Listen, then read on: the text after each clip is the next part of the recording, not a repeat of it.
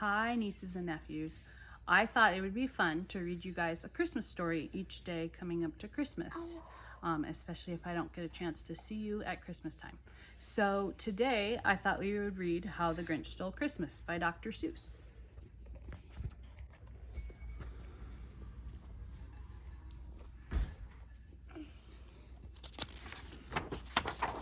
How the Grinch Stole Christmas.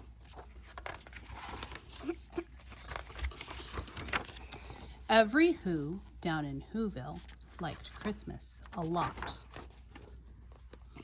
But the Grinch, who lived just north of Whoville, did not.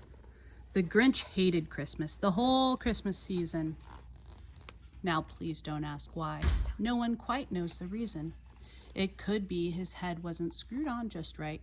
It could be perhaps that his shoes were too tight. But I think that the most likely reason of all may have been that his heart was 2 sizes too small. But whatever the reason, his heart or his shoes, he stood there on Christmas Eve hating the Whos, staring down from his cave with a sour, grinchy frown at the warm lighted windows below in their town. For he knew every Who down in Whoville beneath was busy now hanging a mistletoe wreath. "And they're hanging their stockings," he snarled with a sneer. "Tomorrow is Christmas, it's practically here." Then he growled with his Grinch fingers nervously drumming, "I must find some way to stop Christmas from coming." For tomorrow he knew. All the Who girls and boys would wake bright and early. They'd rush for their toys. And then, oh, the noise, noise, noise, noise. That's one thing he hated, the noise, noise, noise, noise. Can you turn the page for me, son?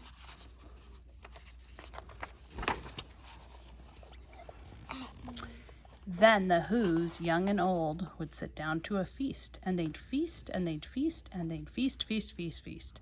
They would feast on Who pudding and rare Who roast beast, which was something the Grinch couldn't stand in the least.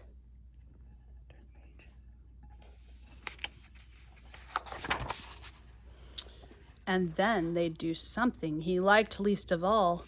Every Who down in Whoville, the tall and the small, would stand close together with Christmas bells ringing.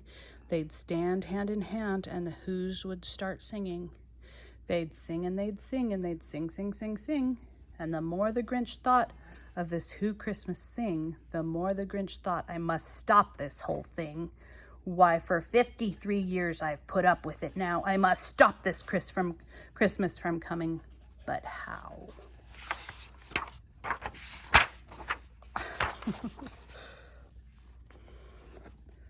Then he got an idea. An awful idea. The Grinch got a wonderful, awful idea.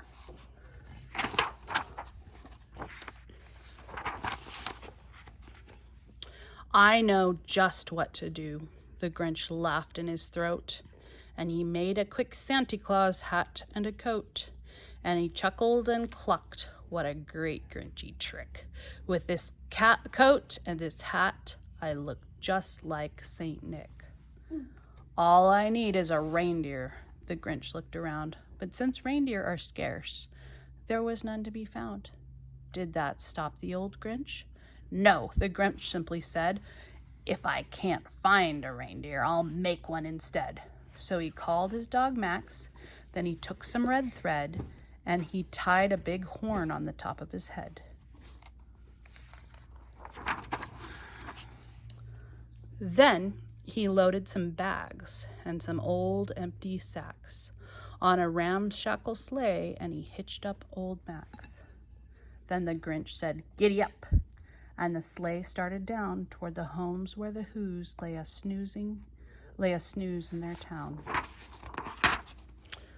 All their windows were dark. Quiet snow filled the air. All the Whos were all dreaming sweet dreams without care. When he came to the first little house on the square, "This is stop number 1, the old Grinchy Claus hissed, and he climbed to the roof, empty bags in his fist.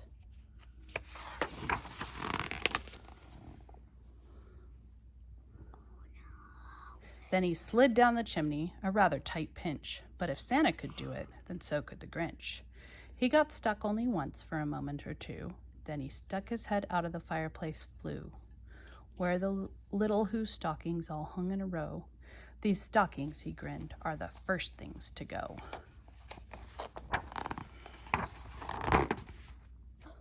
Can you help me, son?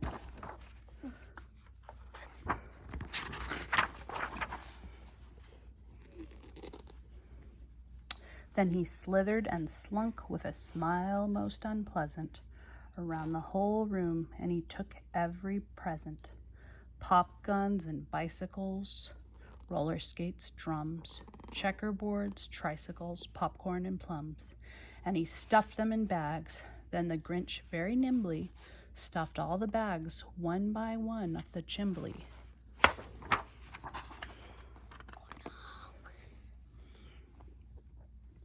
Then he slunk to the icebox, he took the Who's feast. He took the Who pudding, he took the roast beast. He cleaned out that icebox as quick as a flash. Why, the Grinch even took their last can of Who hash.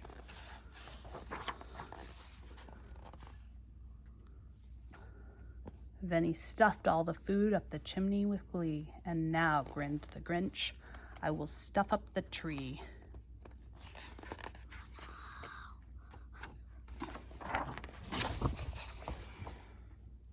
And the Grinch grabbed the tree, and he started to shove. Then he heard a small sound, like the coo of a dove. He turned around fast, and he saw a small Who, little Cindy Lou who was not more than 2. The Grinch had been caught by this tiny Who daughter, who got out of bed for a cup of cold water, who stared at the Grinch and said, "Santa Claus, why? Why are you taking our Christmas tree? Why?"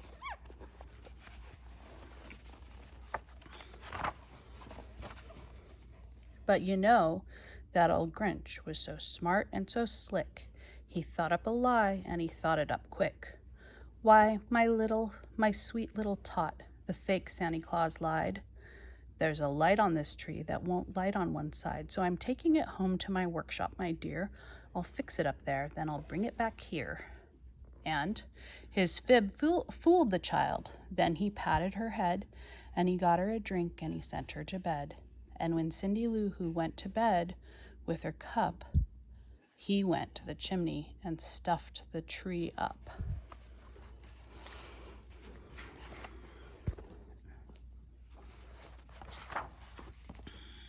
Then the last thing he took was the log for their fire. He went up the chimney himself, that old liar. On the walls he left nothing but hooks and some wire.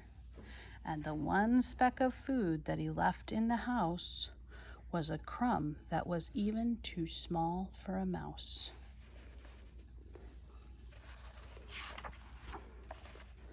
Then he did the same thing to the other Who houses, leaving crumbs much too small for the other Who's mouses.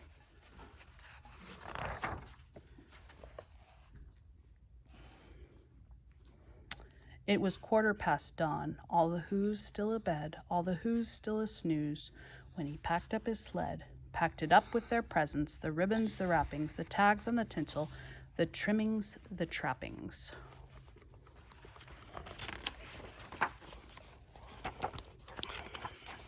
Oh. 3,000 feet up the side of Mount Crumpet, he rode with his load to the tip-top to dump it. "Pooh-pooh to the Who's," he was Grinchishly humming. "They're finding out now that no Christmas is coming. They're just waking up, I know just what to do. Their mouths will hang open a minute or two. Then the Who's down in Whoville will all cry, boo-hoo." "That's a noise," grinned the Grinch, "that I simply must hear." So he paused, and the Grinch put his hand to his ear. And he did hear a sound rising over the snow. It started in low, then it started to grow.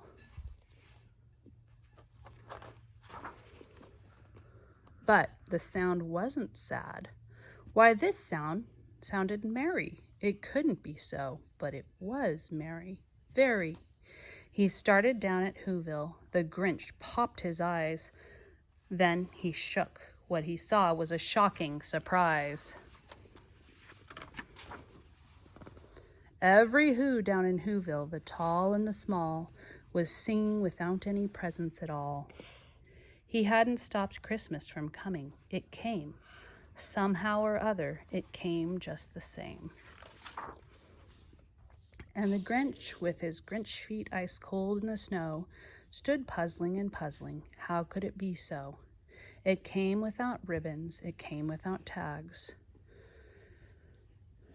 It came without packages, boxes, or bags, and he puzzled 3 hours till his puzzler was sore. Then the Grinch thought of something he hadn't before. Maybe Christmas, he thought, doesn't come from a store. Maybe Christmas, perhaps, means a little bit more.